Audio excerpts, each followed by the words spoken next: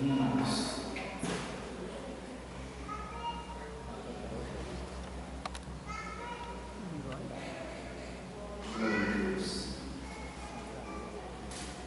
Paz do Senhor a todos.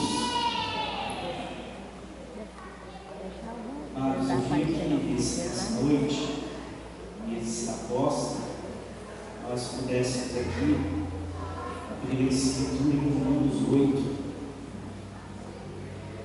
Amém? Romanos 8.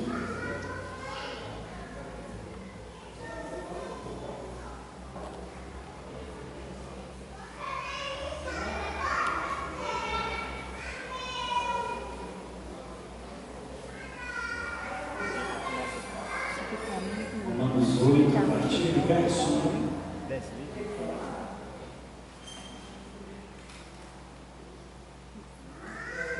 Os irmãos cantaram, amém?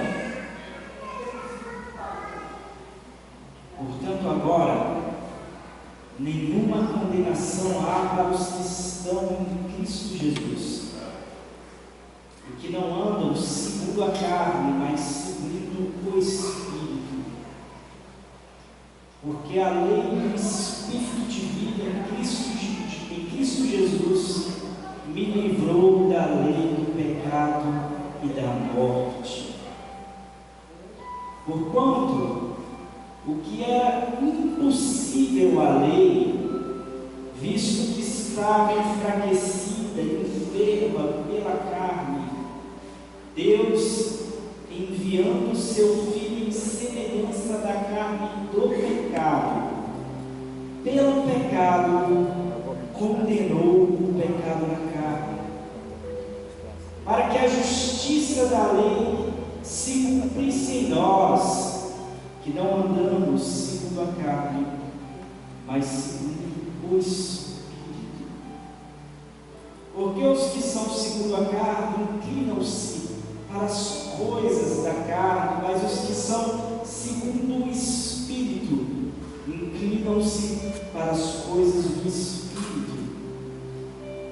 Porque a inclinação da carne é morte, mas a inclinação do Espírito é vida e paz. Porquanto a inclinação da carne é inimizade contra Deus, pois não é sujeita à lei de Deus, nem na verdade pode ser. Portanto, os que estão na carne não podem agradar a Deus. Vós, porém, não estáis na carne, mas no Espírito, se é que o Espírito de Deus habita em vós.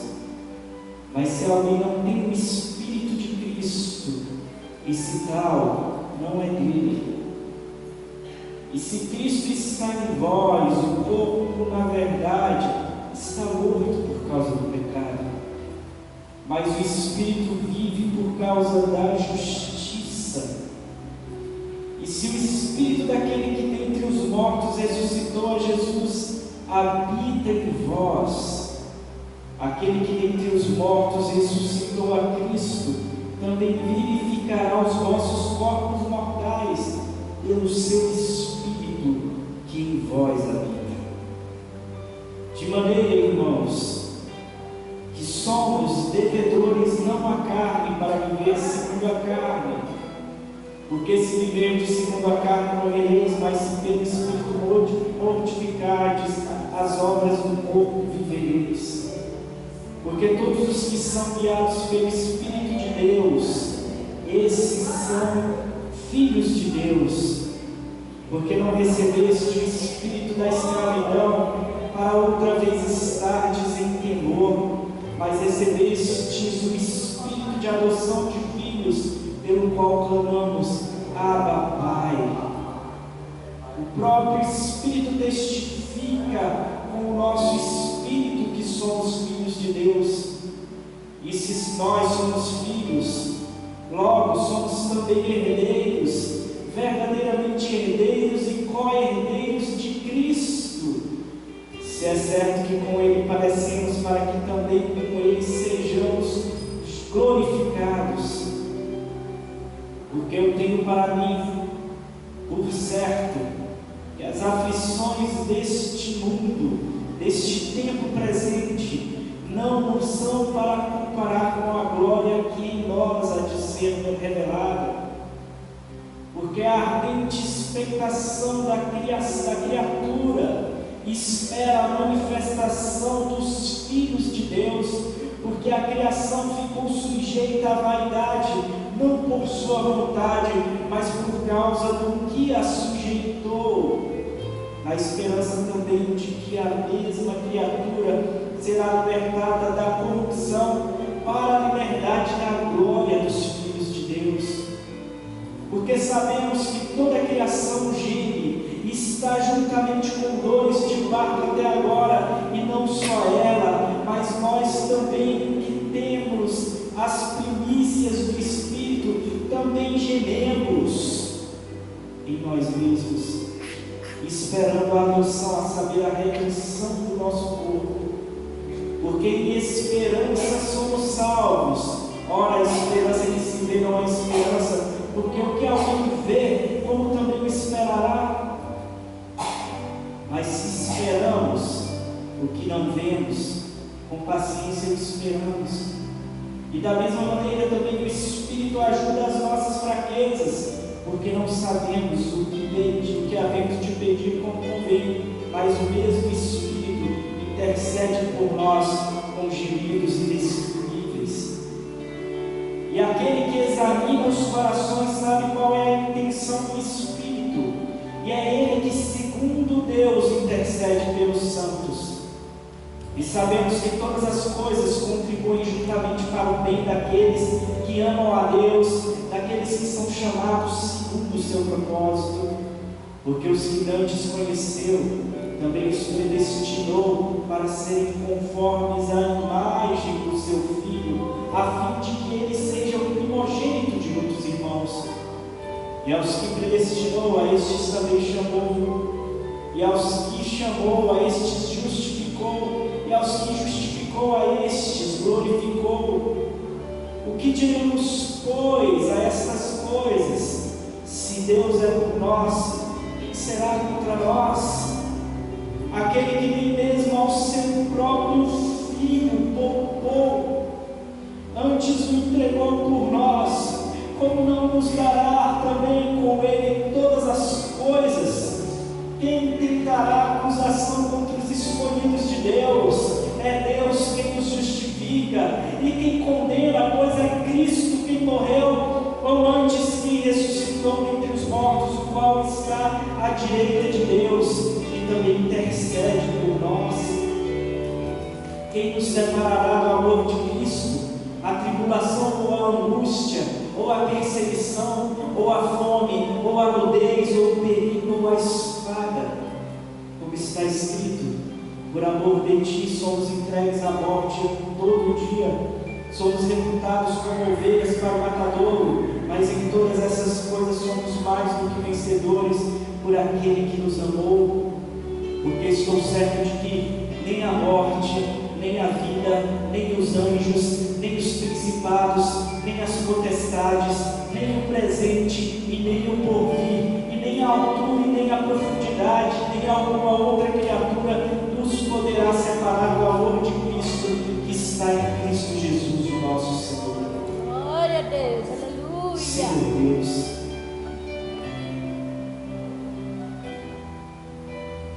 nós que somos o tempo todo visitados por tantas dúvidas em diversas ocasiões das nossas vidas, eu só peço nesse momento que o Teu Espírito, o mesmo Espírito que ressuscitou o Teu Filho de dentre os mortos, possa gerar em nossos corações a convicção do que foi tudo aquilo. Porque, Senhor, muitas das vezes nas nossas fraquezas nós começamos a caminhar achando que por conta das nossas fraquezas, Pai, nós não lograremos êxitos, nós não conseguiremos alcançar o final deste caminho, Senhor. Pai, Senhor, não são as nossas forças, não somos nós mesmos, mas é o Senhor que nos garante isso. Por isso nós te pedimos, Pai, que o Senhor venha gerar essa certeza no nosso futuro, em nome de Jesus. Os irmãos podem aceitar o nome de Jesus.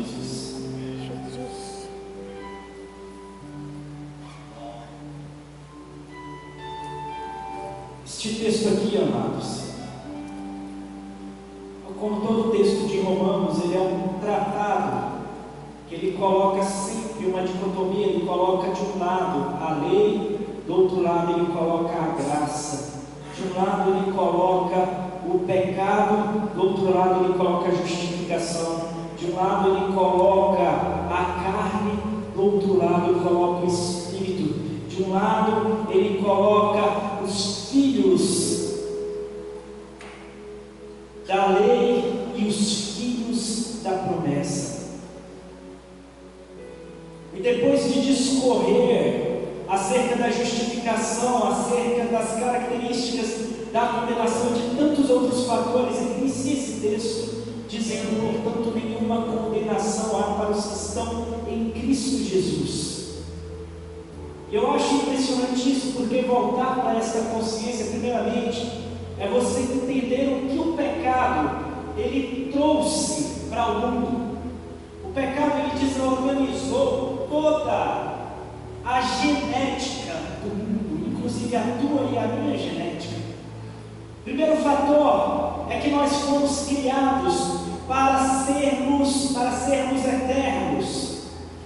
Nós fomos criados para não sermos visitados nem pelo temor, nem pela angústia da morte. Entretanto, quando o pecado entra no coração do homem através do orgulho, do desejo de se tornar independente de Deus, quando este elo é quebrado, nós geneticamente somos alterados e nos tornamos mortais, nos tornamos sujeitos à corruptibilidade, e a cada respiração que cada um dá aqui, nós estamos morrendo. A cada respiração, a cada segundo é um segundo a menos de vida para cada um de nós. E essa é uma realidade fatalista, essa é uma realidade inescapável que todos nós temos que enfrentar. Seja o câncer, seja uma doença qualquer, seja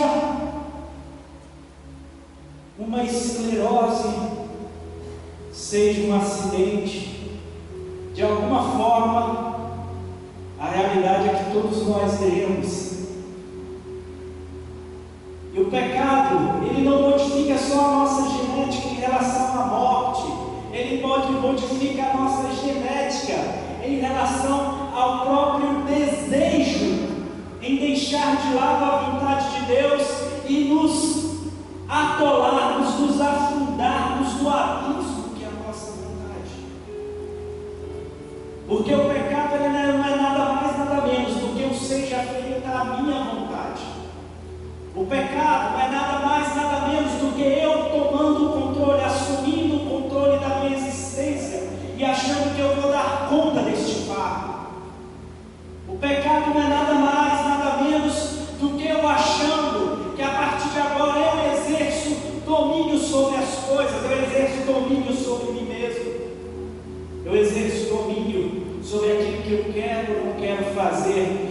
Cristo, quando ele olha para essa estupidez, para essa ignorância humana, ele diz: nenhum de vós consegue acrescentar um só côvado à sua própria estatura. Você não sabe sequer, basicamente, o dia que você vai morrer. Você não consegue acrescentar nem um só dia à sua própria existência. O pecado modifica a genética, me fazendo inclinar para aquilo que é de mais perverso, para aquilo que é de mais vil, me faz ser dominado pelos meus próprios desejos. O pecado, ele faz com que tudo se perverta, e perversão significa você pegar aquilo que está no sentido correto e você faz aquilo se verter para o outro lado, você coloca tudo de cabeça para baixo. O O pecado faz com que a naturalidade das coisas se torne agora antinatural. E o pecado, quando ele ainda se atola nas próprias justificativas que ele tenta buscar para si mesmo, porque o pecado ele tenta ainda justificar muitas das vezes os próprios desejos vis e perversos da carne. E quando ele tenta se auto-justificar, ele ainda tenta colocar como sendo a regra, a própria lei. Ele tenta transformar em lei aquilo que é antinatural, aquilo que está pervertido, aquilo que está transtornado, aquilo que está totalmente destruído, aquilo que está depravado. E aqui, a genética, a alteração genética do pecado, não gera isso só no homem, mas gera isso também em toda a natureza, em todo o cosmos. Lá em Gênesis, no capítulo 3, no verso 18, a Escritura diz que a natureza, as plantas passam a produzir espinhos, abrolhos e cardos. Ou seja, o pecado na própria natureza vai gerar angústia, vai gerar dor, vai gerar pavor, vai distorcer tudo aquilo que foi criado de modo perfeito pelo Criador. O pecado, ele faz com que os próprios animais, que antes não tinham ânimo de ferocidade, eles passam a exercer esse ataque, eles passam a se alimentar da carne.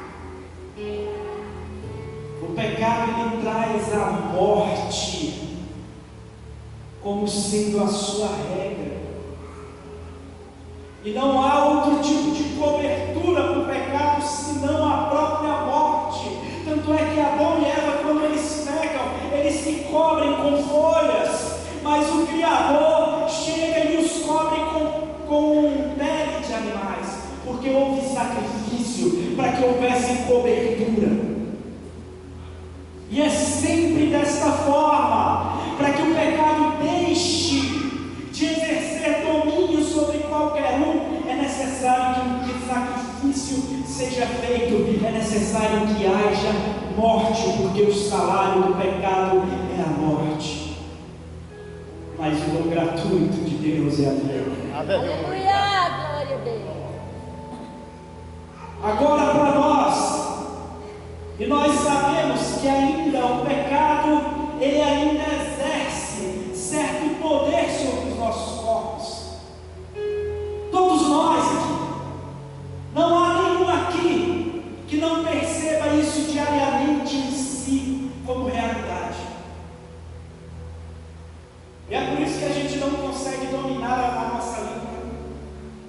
E é por isso que a gente não consegue dominar os nossos pensamentos. E é por isso que a gente não consegue dominar os nossos impulsos muitas vezes. Entretanto, a Escritura vem nos dizer o seguinte: portanto, agora, e ele diz agora, neste tempo, nenhuma condenação há para os que estão em Cristo Jesus e que não andam segundo a carne, mas segundo o Espírito. Como pode isso acontecer, sendo que de modo visível nós não vemos isso? Isso apenas se estabelece pela fé e pela esperança que nós temos nele. Aleluia, glória a Deus.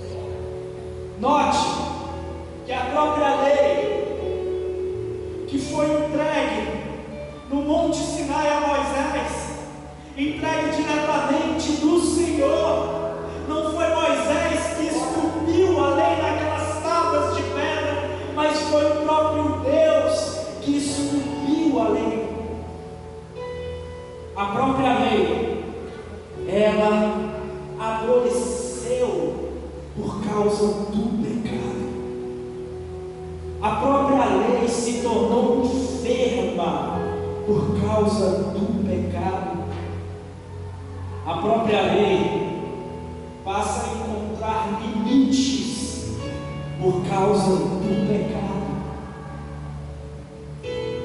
E o que nós vemos é que para isso há necessidade que o próprio Deus Ele venha e Ele se torne carne, não somente carne. A Escritura nos diz que Ele se torna o próprio pecado. Que loucura isso! Imagina Deus, Ele se tornando o próprio pecado, para que por meio dele nós fôssemos feitos justiça de Deus. Aleluia.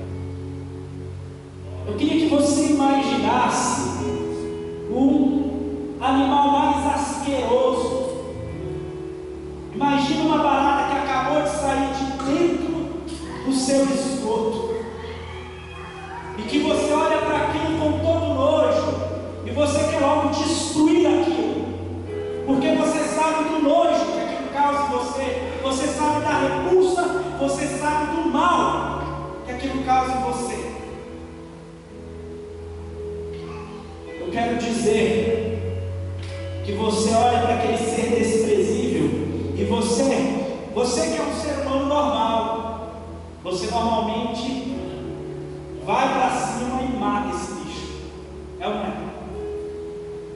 Pois você é muito pior do que isso, e Deus se tornou um como você para te salvar. Aleluia.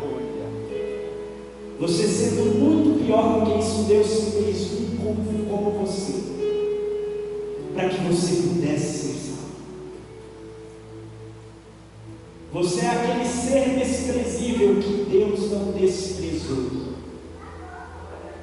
Você é aquele ser desprezível, asqueroso, que o Senhor não rejeitou, mas Ele decidiu purificá-lo, Ele decidiu transformá-lo, Ele decidiu salvá-lo, Ele decidiu limpá-lo, Ele decidiu torná-lo segundo a imagem e semelhança dele. Amém. Glória a Deus. Só o Senhor é Deus. Entender isso é entender o que significa o sacrifício de Deus. E entender isso é entender que, mesmo sendo uma barata desprezível, você não deve voltar mais ao esgoto. É entender que você deve batalhar para não voltar para aquilo que está tão forte dentro de você. Porque você sabe que existe uma promessa que paira sobre você, que existe uma verdade que paira sobre você. E não é uma verdade espiritual, tal como muitas religiões aí pregam. Porque para muitas religiões que existem aí, para o maniqueísmo, para o espiritismo, para tantas outras religiões, a evolução ela se dá de modo apenas espiritual. Mas eu quero te dizer que a ressurreição ela é factual. A ressurreição ela é um fato da história do mundo e da humanidade. Aleluia, graças a E Deus. que é como promessa para cada um de nós, e todos nós ressuscitaremos com Cristo. Graças a Deus. E enquanto a lei ela vem enferma, ela vem em estado já de total, ela já está em coma, ela já se tornou totalmente acamada por conta do pecado da carne, por conta da carne. O Senhor Jesus, por meio da sua graça, vem nos vivificando. Sabe o que isso significa? É você que já era um ser inativo, que não via possibilidades para sair de uma cama, de um leito para um hospital, e Ele vira para você e diz: toma o teu leito e anda. Agora você tem saúde para continuar caminhando, ainda que seja nessa existência, sabendo que o fruto do Espírito é vida e é paz. Glória a Deus, aleluia. Sabendo que o fruto do Espírito é vida alegria, e é paz, e é tranquilidade sobre a tua vida. Glória a Deus. Entender isso, amados.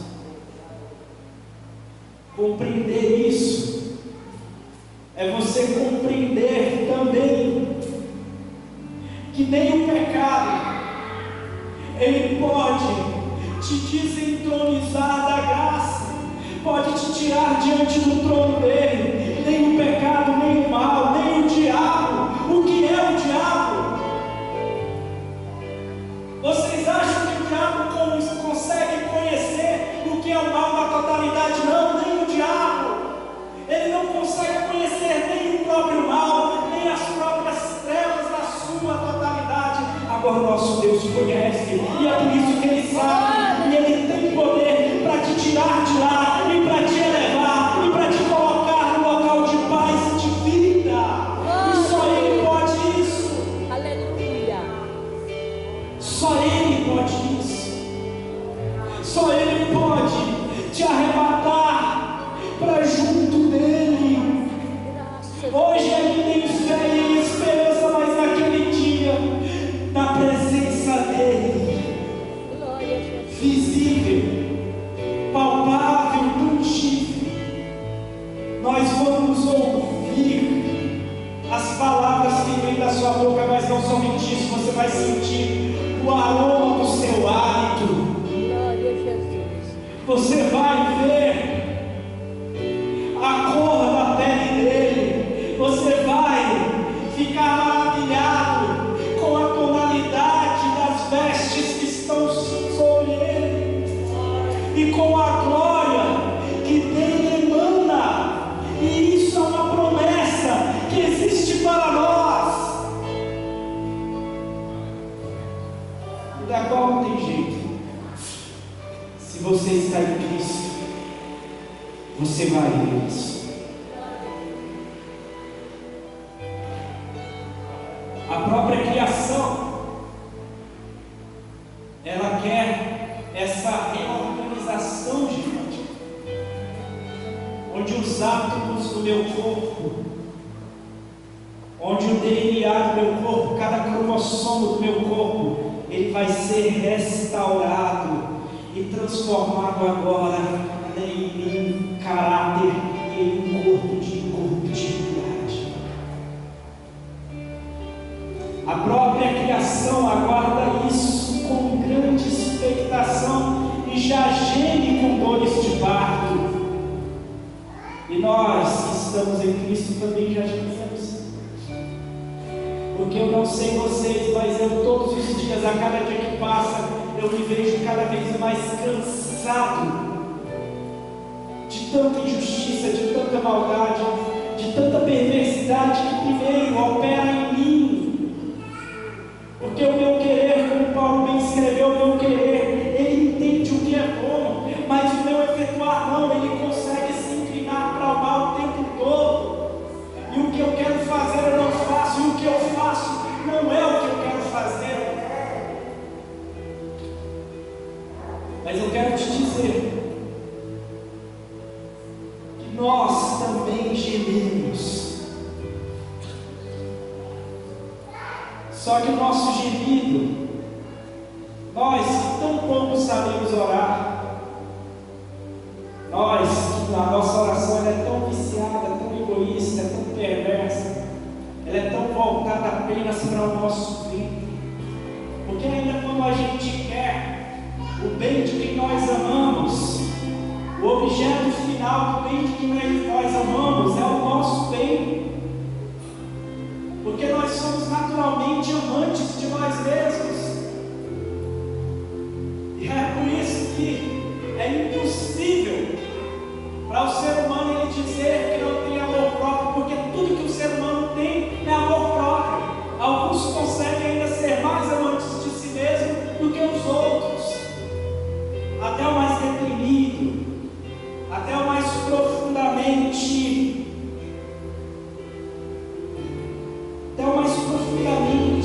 aquele que tem uma baixa autoestima mais profunda, ele é cheio de amor próprio.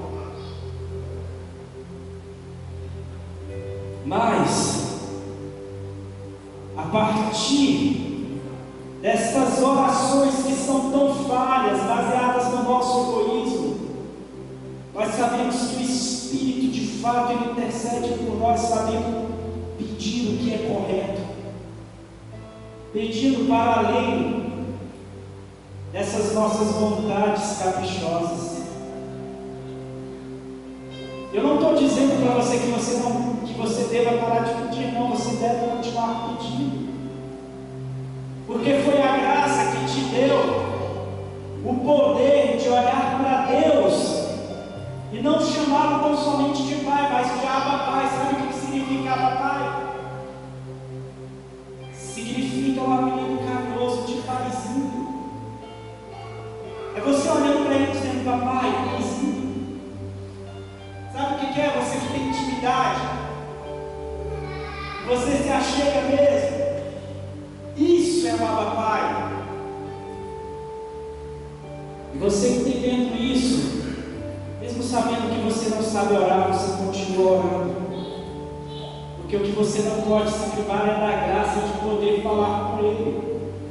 Ele vai ouvir até as nossas bobagens, Ele vai ouvir os nossos caprichos, Ele vai ouvir tudo isso em nós, mas o seu Espírito vai estar intercedendo de modo correto e nos transformando.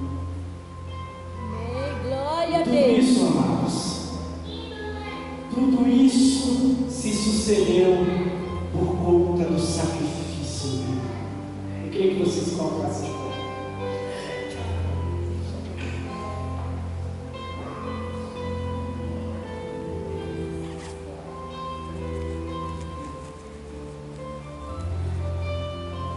Você sabe o que é Cristo ali na cruz do Calvário?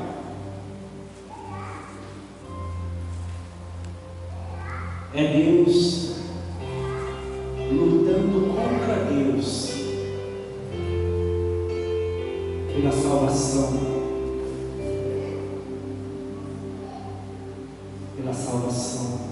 do homem. É Deus enfrentando o próprio Deus para que você e eu pudéssemos ser salvos.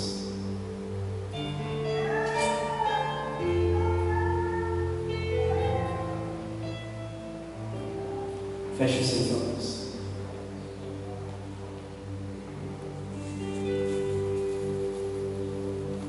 Mas em todas essas coisas somos mais do que vencedores por aquele que nos amou. Porque estou certo de que nem a morte, nem a vida, e nem os anjos, e nem os principados, nem as potestades, e nem o presente, nem o futuro, e nem a altura, nem a profundidade, nem alguma outra criatura nos poderá separar do amor de Deus que está em Cristo Jesus, o nosso Senhor. Senhor Deus, nós te louvamos e nós te agradecemos, porque o teu grande amor nos trouxe até aqui, porque o teu grande amor nos deu o poder de sermos chamados de filhos, porque o teu grande amor arrancou de nós qualquer condenação e nos absolveu de todo mal e nos levou, nos tornou herdeiros de Deus e co-herdeiros de Cristo. Senhor Deus, porque nós sabemos que a nossa herança é tudo aquilo que provém de Ti, e o que provém de Ti é a eterna glória, é o eterno amor, é a eterna justiça, é a eterna alegria, é a eterna mansidão. O que provém de Ti é o eterno contentamento, o que provém de Ti, Senhor, é a eterna comunhão, o que provém de Ti, Senhor, é a eterna paz. Oh meu Deus, nos faz experienciar, ainda que seja uma gota disso, Senhor, nessa existência de mim, porque uma gota do Teu amor é um oceano de graça para nós navegarmos neste mundo seco, neste mundo desértico, Senhor, porque uma gota do Teu amor é um oceano de graça. Nós te agradecemos,